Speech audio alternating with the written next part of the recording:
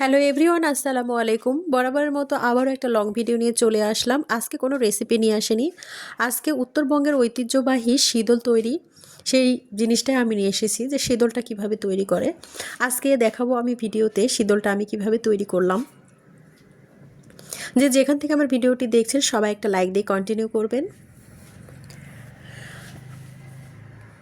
উত্তরবঙ্গের মানুষের এই শীতলটা খুবই জনপ্রিয় একটা খাবার। এটা ভর্তা বলেন, কোনো বেগুনের তরকারি, মাছের তরকারিতে এটা খুবই সুন্দরভাবে রান্না করে খাওয়া যায়।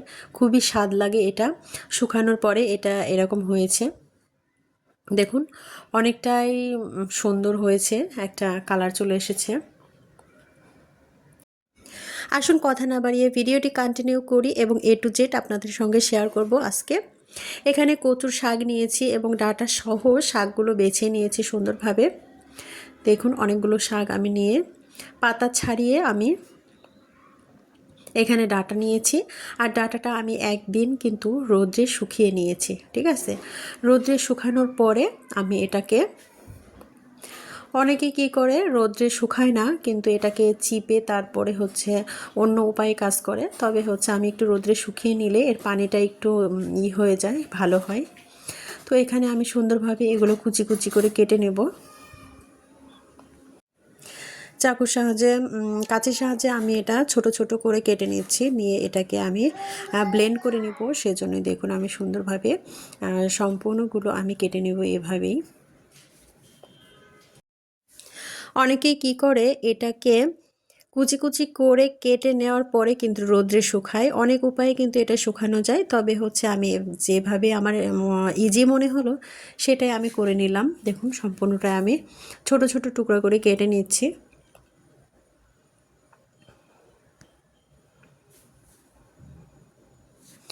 ভিডিওটি যদি কারো সামান্যতম উপকারে এসে থাকে অবশ্যই একটা লাইক দিয়ে কন্টিনিউ করবেন সবাই। পুরো ভিডিওটা না টেনে একটু দেখবেন। এখানে আমি মূলত শুটকি মাছ নিয়েছি, আর এটা হচ্ছে আমি নিজেরই করা, ধুয়ে শুকিয়ে নিয়েছিলাম। তারপরে এটাকে আমি সুন্দরভাবে ভেজে নেব। রোদ্রে শুকিয়ে নিয়েছি আগে মচমচা করে, তারপরে কিন্তু এটা ভেজে নেব। আর এখানে চুলায় তাওয়া দিয়েছি, তাওয়ার উপরে এটা দুই ভাগে ভেজে নেব। একবারে ভাজা যাবে না, পুড়ে যাবে। এটা দুইবারে আমি ভেজে নেব।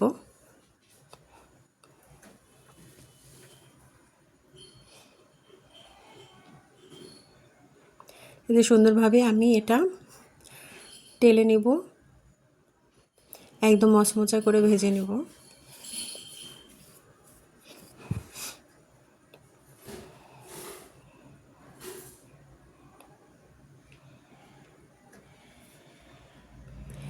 এই শীতলটা এভাবে তৈরি করলে কিন্তু খুবই ভালো লাগে খেতে। আমার এগুলো ভেজে নেওয়া হয়ে গিয়েছে। আমি আরেকবার দিয়ে দুইবারে আমি এটাকে ভেজে নিলাম শুটকিগুলো।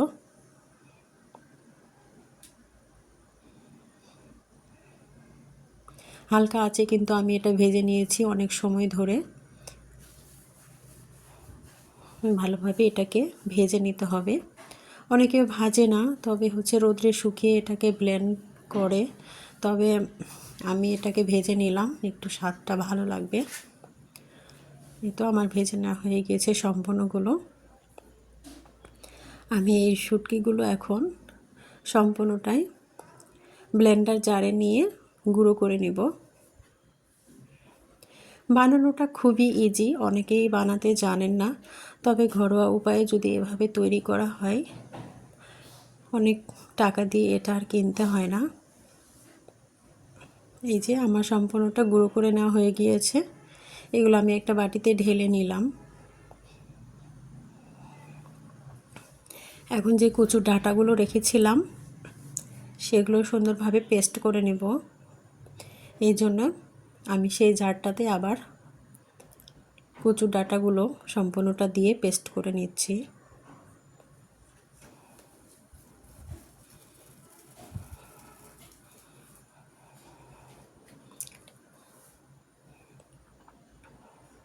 আর এর ভিতরে আমি হচ্ছে আদা দিয়ে দিয়েছি,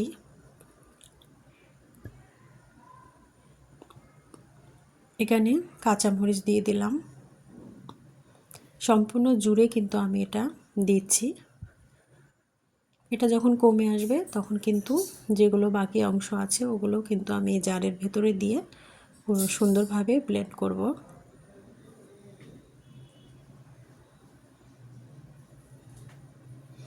এই যে যখন কমে গেছে তখন কিন্তু আমি এগুলো আবার দিয়ে ভালোভাবে সম্পূর্ণগুলো পেস্ট করে নিচ্ছি।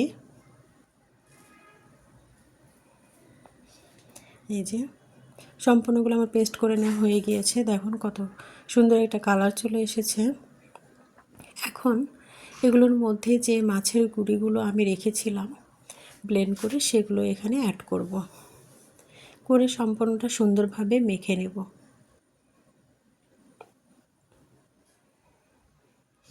খুবই ইজি বানানো, আমি দেখে নিচ্ছি যে এটা কতটা সুন্দর হবে একটু, তাই সম্পূর্ণটা আমি নিয়ে মেখে নেব।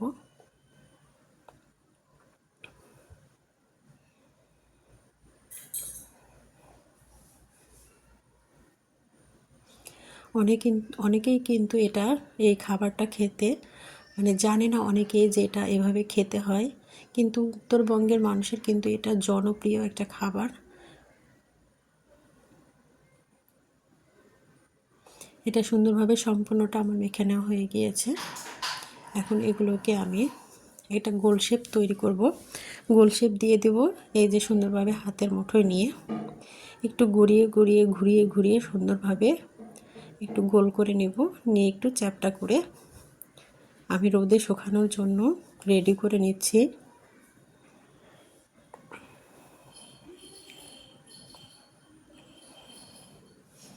এই যে সম্পূর্ণটা আমার তৈরি হয়ে গিয়েছে, এভাবে আমি সম্পূর্ণগুলো তৈরি করে নেব। আর এখানে হলুদ আর সরিষার তেল মিক্সড করেছি, করে এটাতে দেব।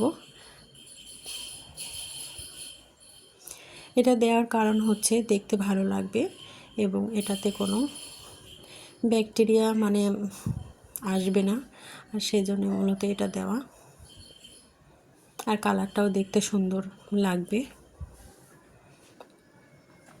এই যে আমার সম্পূর্ণগুলো এভাবেই তৈরি করে নিচ্ছি। শীতলগুলো অনেক সুন্দর হয়েছে বানানোগুলো।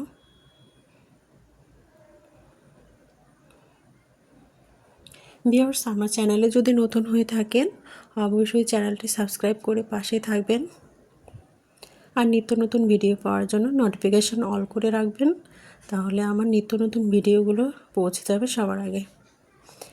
এখানে আমার সম্পূর্ণ তৈরি করা হয়ে গিয়েছে, এই জন্য আমি ছাদে চলে এসেছি শুকানোর জন্য। আর শুকাতে দেব, এটা আমার 3 দিন লেগেছিল শুকাতে। আমি টাওয়ারের উপর উঠেছিলাম, অনেক কষ্ট করে উঠে এটা কিন্তু আমি শুকিয়ে নিয়েছিলাম।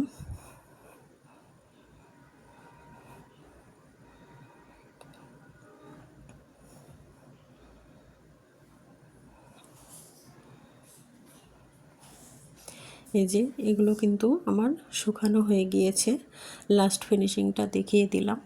কিন্তু এখন আমি রেসিপিটা দেখাতে পারবো না, কারণ এটা ভিডিওটা অনেক বড় হয়ে গিয়েছে। পরবর্তী স্টেপে আমি দেখিয়ে দেব শীতলটা কিভাবে খাওয়া যায় এবং খাওয়ার উপযোগী করা যায়। ভিডিওটি কেমন লাগলো অবশ্যই কমেন্ট বক্সে জানাতে ভুলবেন না।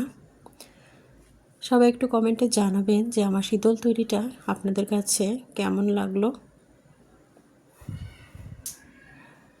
এই যে আমি সুন্দরভাবে এটাকে সাজিয়ে নিচ্ছি এবং বয়মে পুড়ে রেখে দেওয়া যায় অনেক দিন যাবত, যেহেতু অনেক সুন্দরভাবে শুকিয়ে গিয়েছে। আজকের ভিডিওতে আমি দেখাতে পারলাম না রেসিপিটা কিভাবে তৈরি করতে হয়, পরবর্তী নেক্সট ভিডিওতে আমি দেখিয়ে দেব। সবাই ভালো থাকবেন, সুস্থ থাকবেন, আল্লাহ হাফেজ।